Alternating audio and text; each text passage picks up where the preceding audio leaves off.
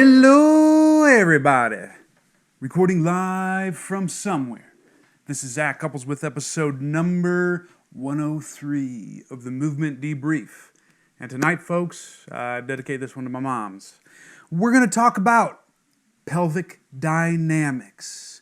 What type of moves should you choose to improve pelvic dynamics? That's what we're going to talk about first. Next up, we're going to talk about lower back weakness. Does your lower back get weak? Do you need to get it freaky strong? Stay tuned. And last but not least, we're going to talk about finances. What are some useful things that a new graduate should know about getting the finances right? These are questions that have been asked by the people. They'll be answered for the people by this people right here, Fam Recognized Fam. Without further ado, let's debrief, shall we? The first question comes from Dana. And here's what Dana asks.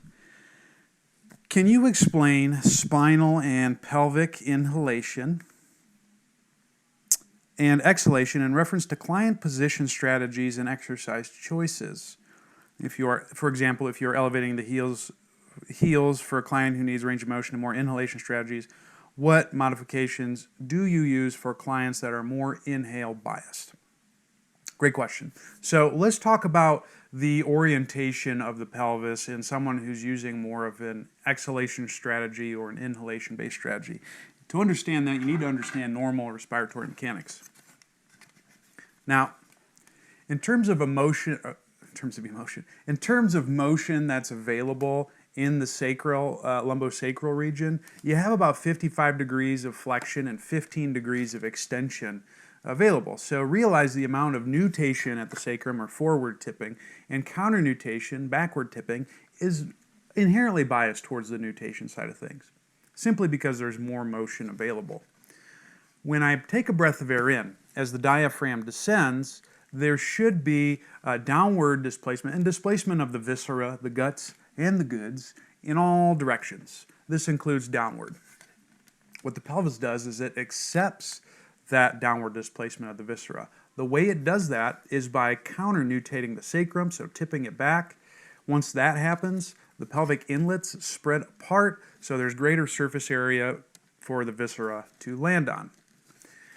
And realize it's probably not tipping back as far as I normally demo, but I like to, get a little wild and crazy. So it's just a little bit of that, right? So that would be counter-nutation. That's an inhalation-based strategy. When I exhale, I need to squeeze the ventral cavity so I can shoot the viscera back upward and get as much air out as possible of the lungs. In order for that to happen, I'm going to nutate the sacrum. As I nutate, the surface area of the pelvic inlet, the top part of the pelvis, is going to get compressed and smushed. That allows for the viscera to be squeezed back upward so you get your air out. And that's the respiratory cycle. Some individuals have more of an exhalation bias, which the sacrum would be more nutated. This might predispose these individuals to having an anterior pelvic tilt or orientation, which may limit a move such as hip extension. A person who's more nutated, they could potentially still have a bias towards hip flexion, since, remember, there's more nutation available than counter-nutation. But also, these people have a little bit of a different bias, so they're a little bit more tipped back, right? So those are your two options that you could be biased towards based on anthropometrics, among other things. So then the question is, well, what do we need these individuals to be able to do if they're biased in one direction and they can't go the other? Well, we have to give them things that are more in that other direction. So if I'm an individual who's using an exhaled pelvis strategy where the sacrum is nutated, I need to do things that drive counter-nutation. And vice versa. If I have someone who's more counter-nutated or inhaled, I might need to drive things that elicit more nutation in the sacrum. What are some quintessential moves for these? Well, I'm glad you asked. If I want to drive more counter-nutation of the sacrum, I need to do squatting. What that does is if I can squat all the way to the bottom, there's greater vertical displacement of the pelvis, and that occurs because of the position of nutation. It doesn't allow for the pelvis to shift backward because there is a closure of the pelvic outlet. It changes the angle of the the pelvis, allowing you to go straight up and down. So if you can achieve a full squat, talking ass to grass, everything looks good, you got a nice curve in the back, you probably have good spinal inhalation capabilities on 2 legs. Now, this could be different on single leg, this could be different under load, but that's a great proxy marker to show that you have axial inhalation. On the exhalation side of things, if I'm someone who's more inhaled, maybe I'm more counter-nutated in general, I might think about driving more hinge-based activities to elicit the nutation action in the sacrum. And those would be some of the big things that I would consider if we're just looking at things from a pelvis perspective. You could extrapolate that to other moves as well. I could take a split squat, for example, and I could bias that more inhalation or exhalation. To make it more inhalation bias, and I've been doing this a lot lately with great success, I've been doing a lot of front foot elevated split squats. That allows that individual to attain that deep squat position, but in single leg, and it works pretty well. On the exhalation side of things, if I want to drive more nutation of the sacrum, perhaps a rear foot elevated split squat ought to be useful in this regard, because that inherently creates more nutation because the back leg is lifted up. Those could be 2 ways you could take the same move and bias it one way versus the other. Now, all that being said, I would generally say that most individuals who I've worked with have a bias towards exhalation, and that's even people who start with an inhalation-based strategy. The inhalation-based bias would be more narrow infrasternal angles. The exhalation bias would be more wide infrasternal angles. So with these 2 frameworks in mind, you have to kind of consider this. There's always going to be inhalation occurring. We have an inherent bias towards having more air in the lungs. I mean, that's what the dead space is for. So our bodies potentially may be more predisposed to counteracting that bias towards inhalation by driving more exhalation-based strategies in the body. So if I take someone who is using an inhalation bias, narrow infrasternal angle, where there's more relative counter-nutation of the sacrum, that person could create compression on the front side of the pelvis by kicking in the rectus abdominis. Yes, Ruben, that does apply to scoliosis, and no, I would not really consider many specific approaches. You would continue to improve the movement options, but the limitations might be different. Anyways, so someone who's more counter-nutated in the sacrum, they might utilize more compressive-based strategies. This could be, using other musculature or increasing extensor tone in the lower back to create more of an anterior pelvic orientation, and that could take them more towards the exhalation side of things. The problem, though, with that is there's likely greater movement restrictions because of that. So even for those inhalation-based people, a safe bet would be to progress their squatting. And if they can squat all the way down, see if they can achieve a pretty high elevated split squat with the front foot elevated. If they can't do that, then they still probably don't have full inhalation-based capabilities at the pelvis. So you're always safer to probably go that route. And then once you have that, then you could consider training exhalation-based strategies with these people. Because with exhalation, there's going to be more concentric orientation. And really, the people who need more concentric orientation would be those super low-tone, floppy individuals. But even those may have more concentric things going on in particular areas. So to summarize your question, Dana, what do? Inhalation bias is more counter-nutation. Exhalation bias is more of a nutation of the sacrum. You generally want to give people the opposite, or give them what they don't have.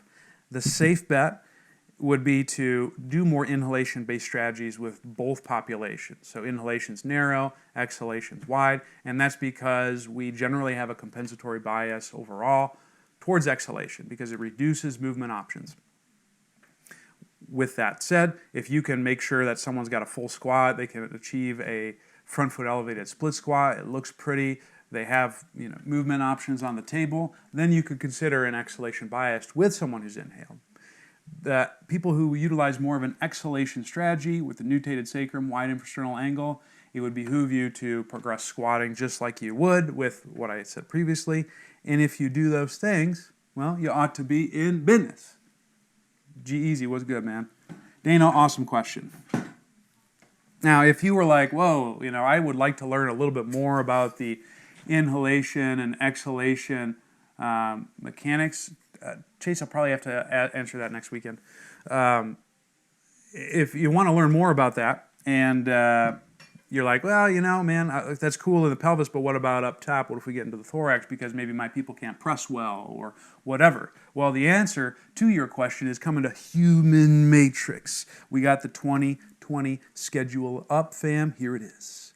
Well, first off, to end the year, we got November 23rd, 24th in New York City, January 25th and 26th in Scotts Valley, California, which is in the Bay Area. April 4th and 5th, Atlanta, Georgia. The players will be playing there.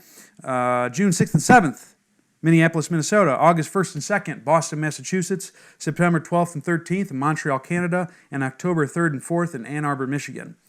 And of course, I have one other seminar, and that is the Uprising with myself, Pat Davidson, and Seth Oberst. This seminar is going to be pretty incredible. I'm going to go even more in depth into the squat and hinge-based talks that I did just now, and even more so than I've gone into Human Matrix in the past. It's going to be a lot of new, up-to-date stuff, and I know the same thing is going to be true of the things that we're going to hear from Pat and Seth. So you definitely want to come check that out. That's going to be in Boston as well, and that's February 8th and 9th. Hope to see you at one of them, or heck, all of them. That'd be cool. The next question comes from Alex. And here's what Alex has to say. Lord Zed, my smooth-headed movement master. This is funny because Alex is from the UK originally, and Z in the UK is Zed. And so he called me Zed. And so then Power Ranger stuff, never mind. Lord Zed's Power Rangers, look it up in the show notes. Debrief question. From time to time, I get my lower back is weak from new clients. Most of the time, I find it's more to do with not being able to squat, hinge effectively, or find their abs. But is there a scenario where you would recommend a non-athlete to work on lower back strength? This is a great question. I get this from time to time as well, Alex, and more often than not, I don't necessarily see lower back weakness in people, because if you consider what areas of the body are going to reduce movement options most effectively, it's going to be stuff on the posterior side of the body. This is things that can lift us up so we don't fall against gravity. So we have an inherent bias towards being relatively strong in these areas. But what could be happening with these people is because if they have concentric orientation of those muscles, i.e. active insufficiency where they're so short, they may be ineffective at generating tension. I'll give you an example. If I curl my bicep, yeah, it's that good. If I curl or if I flex my elbow as much as possible and I try to achieve a curl here, well, I can't really lift much weight because I'm already at end range. The spot where I could lift the most weight would be at kind of that 90 degrees of elbow flexion. Apply the same principle to lower back. If you have an individual, like you said, Alex, who can't touch their toes, or they can't squat, or they can't hinge, then they probably can't get that stuff to eccentrically orient. So what you have is a mechanical disadvantage occurring for these muscles to generate tension effectively. So the solution, more often than not, is exactly what you're saying, Alex. We could go right into the discussion we had before. If you get people to fully squat and to fully touch their toes, that's going to allow for full excursion of the lower back musculature, the posterior musculature. If you have that, then you might be able to generate more tension effectively to not feel so weak in the lower back. Now, that being said, is there a time where the lower back should be strengthened? Now, I would say most people, more often than not, should probably practice deadlifting. And if you look at EMG research on the deadlift, it actually generates a lot of activity in the erector spinae and back muscles. So that could be your lower back strengthening exercise, teaching someone to hinge effectively without having any issues and being able to maintain a stack in the ventral cavity. I think if you do those things, you're probably going to find that the complaints of lower back weakness are not necessarily there.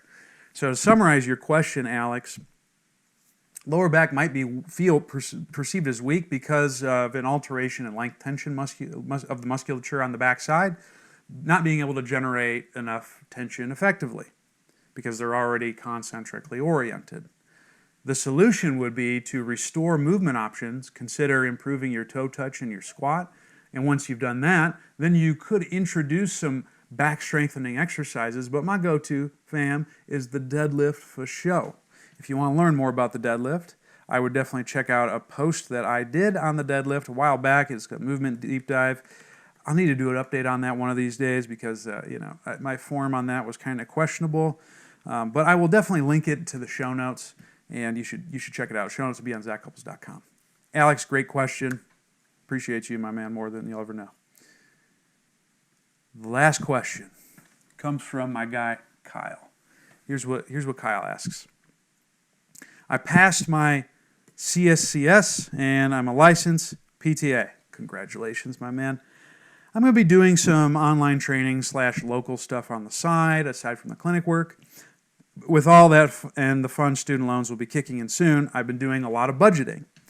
I saw in a podcast with you and Michelle Boland, linked in the show notes, that you spoke of expensing certain things with taxes and some spreadsheets you've got going. I'm looking to get on your level, brother. Could you recommend some financial books, articles, etc. that may help a new grad? Any specific things I should focus on besides paying off my loans ASAP? I appreciate any insight you have. Thanks a ton, Zach. This is a great question. Let me preface my answer to this question. I am by no means a financial expert, but I think that it's kind of been an area of interest of mine lately, probably in the last few years, because in our industry in particular, we talk a lot about health. We talk about aerobic health, or like make sure you have physical health, mental health, emotional health. You have a robust aerobic system. You're strong. You can do all these things. You got good movement options. You got all this stuff. But rarely do we talk about financial health as a component of living a healthy lifestyle. And I think that it is arguably one of the most important things you can focus on if you aren't already. And I'll give you a little bit of backstory in terms of my financial journey. So I wasn't always obsessed with finances. I grew up in a house where my mom, she was the president of a local credit union in town, so she knew some stuff about money. And my grandmother, she grew up during Depression time, and so is a really big penny pincher. And with despite having those two wonderful influences in my life, you boy just wanted to have fun. So any money that I would earn, I would end up spending on video games and dumb shit like that. So I didn't have much saved growing up as a kid. And as that transitioned into college and PT school, even though I worked to earn some money, very little of it was saved. And I ended up always having to take out more student loans than necessary because I lived beyond my means. And I did this for some time. Like my first year out of PT school in a residency where I got half pay, as well as my first few years out of school, I lived off of credit cards because I was taking a crap ton of Con Ed. I always use as a little bit of a badge of honor that I've taken X amount of courses, but looking back, a lot of that was kind of foolish on my part because I was doing incredibly negative things to my finances. I mean, I lived off credit cards for several years, and that's not something you want to do. If you flash forward to now, I'm at the point where I'm fortunately debt-free. I have some money saved. I'm contributing to retirement, and I'm not where I want to be, but I'm definitely way better off than I was starting out. And I attribute that a lot to me taking my finances seriously and reading some really good stuff out there that helped me get to that level. And there's a lot of things you want to look at, and I'll kind of talk to you about like some of my biases as well for new grads. But consider this, folks, and how big of a deal this is. I got this article from CNBC. Here's how many Americans have nothing saved for retirement. This study they have is 15% of Americans have no retirement savings at all. 17% have between $1 and $74,999 mark for retirement, which most experts recommend at least $1 million. And you have to consider that what retirement is essentially planning for you to be unemployed for 20 plus years. If you have nothing saved, you're probably kind of screwed. You're going to be not living the lifestyle that you're accustomed to. So this is incredibly important. Some of my favorite resources are, if you want free blogs, the big two that I really like are the Get Rich Slowly blog, and I'll link it in the show notes. And then I like Ramit Sethi's blog, I Will Teach You to Be Rich. And his book, I Will Teach You to Be Rich, that is a must-read in my opinion. Of course, I'm incredibly biased because his message probably resonated with me the most, and he got me pushed towards taking my finances much more seriously.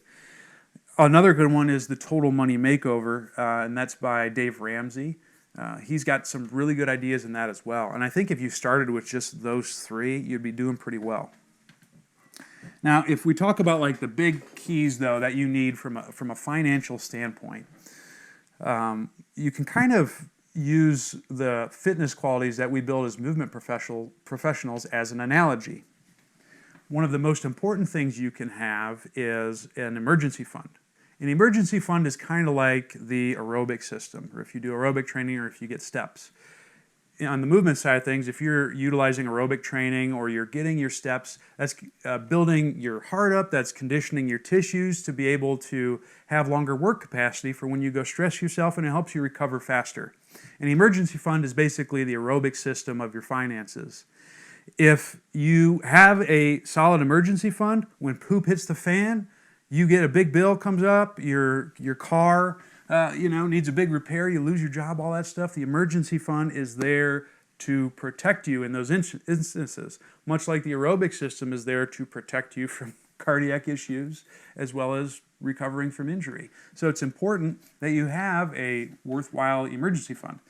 And the recommendations for this are all across the board. One that I like is you should, if you have insurance, you should at least have your deductible in an emergency fund.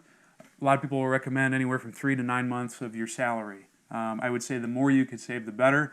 There was a Nate Green, my first goal, Nate Green, and I'll link him in the show notes. He had like one of the things you should do in life, and facts.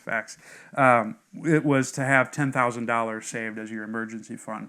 I think that's a pretty solid goal to set for new grads coming out. And I would argue, even though student loans are these things that are looming over your head, an emergency fund is probably one of the most important things you could save for. Because if you don't have one, and you figure student loan interest rates are anywhere from 3% all the way up to like 8 or 9% per year, versus that's pretty high, and you want to make sure you pay that down. But let's say you don't have an emergency fund and you got to dip into credit cards. Most of the interest rates on credit cards range from 10% to 30%. So you're paying way more money on the credit cards because you don't have money saved for when poop hits the fan. So if your choice is to pay down a balance or a debt that's 10 to 30% versus 3 to 9%, you definitely want to focus more on paying the 3 to 9% and not having the 10 to 30%. So save up for an emergency fund first and foremost so you don't have to rely on credit card debt to sustain yourself. Another thing to consider too when we're talking about paying off debt is that's probably the most important to pay off is credit card debt. A sneaky thing I did, and I don't recommend doing this, but a sneaky thing I did when I was saying I was living off of credit card debt is I would get 0% interest cards for 12 to 16 months, and I would transfer the balance onto the next one.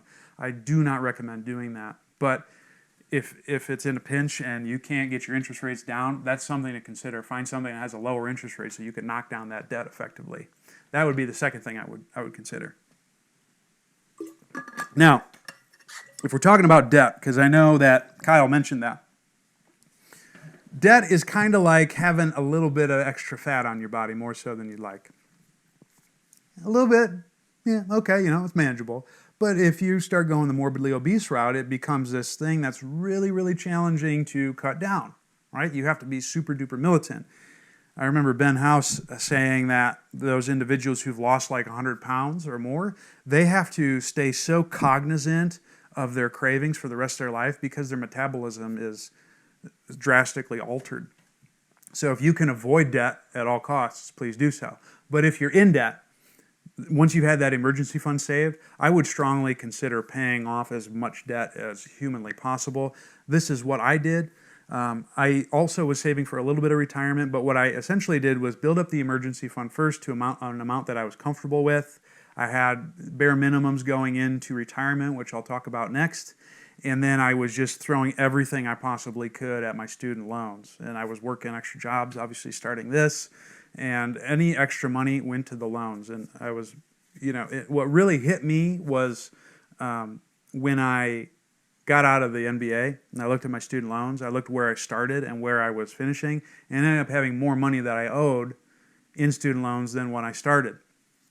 And so I'm like, wow, this is stupid, because that's interest for you, man. If you let interest get the best of you, it's really hard to knock it down. So anything you can do to take down the principal of your loans is muy importante.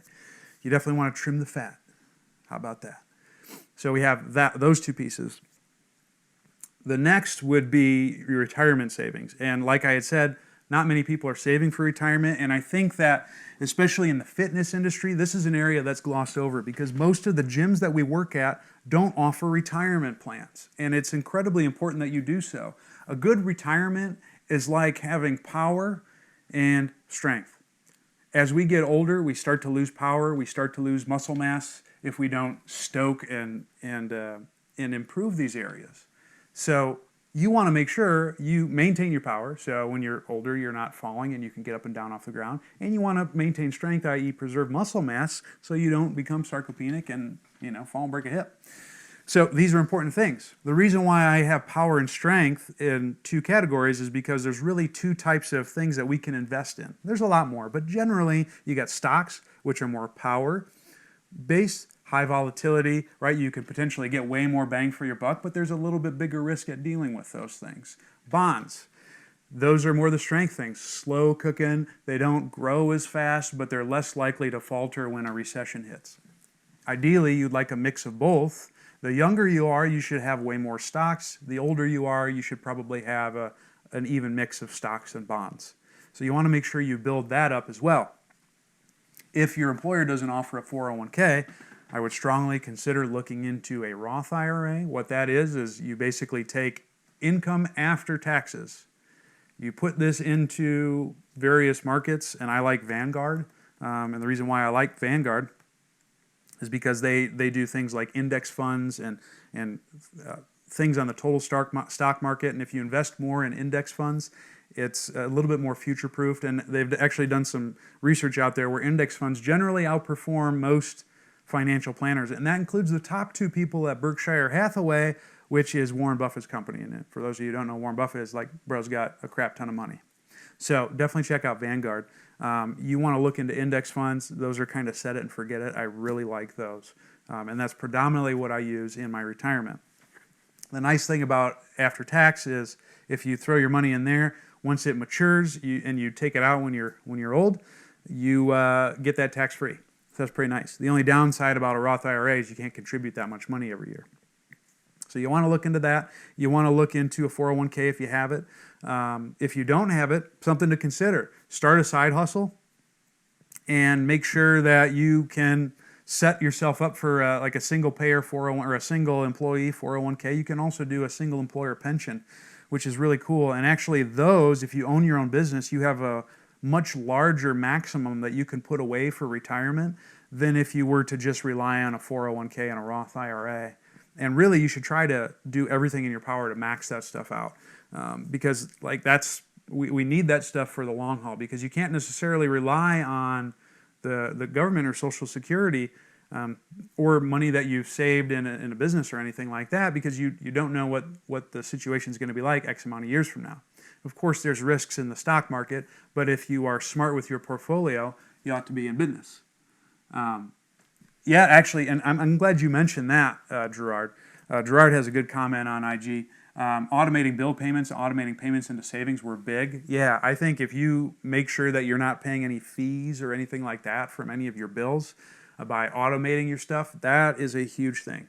It's just avoid. What you really want to do is avoid money mistakes. And going into debt probably is more close to a money mistake than not. But doing things like falling into credit card debt or letting bills go unpaid and then you have to pay fees and pay more money, those are things we want to avoid. Now, we have those big three things, right? We have your emergency fund, we have cutting down debt, and we have retirement. The last thing I would say is, and I got this from Ramit, is like if you focus solely on just building your wealth and you don't enjoy life in the present and in the now, you're probably not going to be happy. You're probably going to be driven crazy. Like, money is not bad, and enjoying the things that you enjoy in life are not a bad thing. I feel like there's a lot of people now who demonize money, but like there's a lot of people out there who make a sizable amount of money and still do good in this world. And you should also do good for yourself. So to make sure that you're staying sane and you're having fun and you're getting the most out of life, don't be afraid to spend some money here and there. But I would challenge you and implore you to, whatever you spend money on, make sure it's what you want to spend money on, and the things you don't want to spend money on, you cut them mercilessly out of your life. So for me, I used to spend a bunch of money on a lot of different things. I used to buy video games, used to buy DVDs, used to buy all this stuff. And now, really, the only thing I spend my money on is going to see my girl, buying books, and escape rooms, and food. Because those are the things that bring happiness to me. And I'm buying less stuff. And because I've focused more of my efforts on spending on that and buying less things that I don't need, I feel as though I'm happier overall. And I'm able to save more money in the long run because I've found out what's important to me, and that's where I throw most of my financial stuff.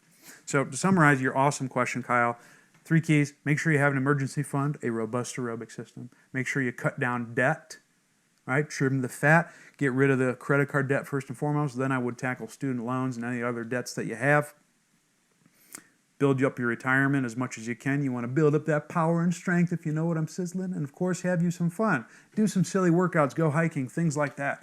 Whatever it takes to keep you happy and on track, just make sure you are not spending money on the stuff that's not important to you. And I think that's a great stopping point for us tonight. I want to thank all of you beautiful, sexy, outstanding people for tuning in. And if you want to learn more, here's where you can find me. Go to zachcouples.com.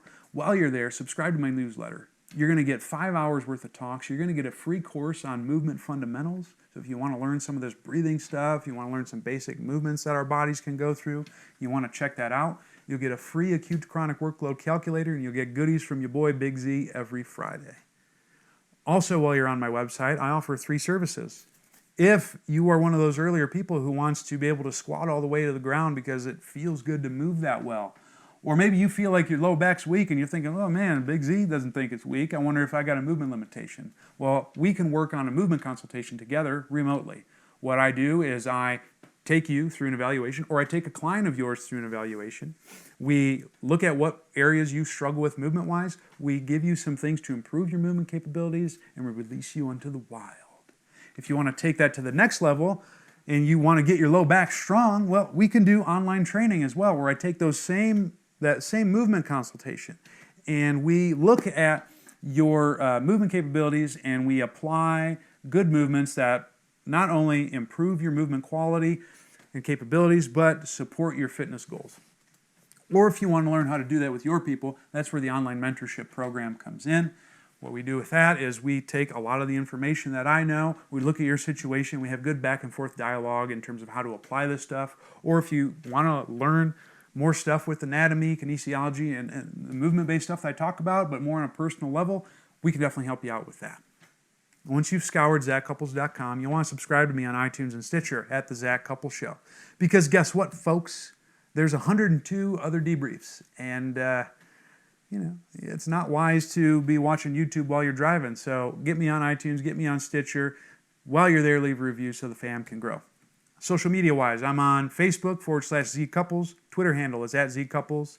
That Instagram, baby, is Zach, Z-A-C, Couples, C-U-P-P-L-E-S. And last but not least, search YouTube, Zach Couples. If you want a gang of exercises, you want to see the most up-to-date stuff that your boy is messing with his clientele, you definitely want to check that. Thank you so much for tuning in. You've been an amazing audience. Keep it real, but not to the extent where things go wrong. Stay hungry, stay learning, stay moving, and I'll see you next time. Deuces.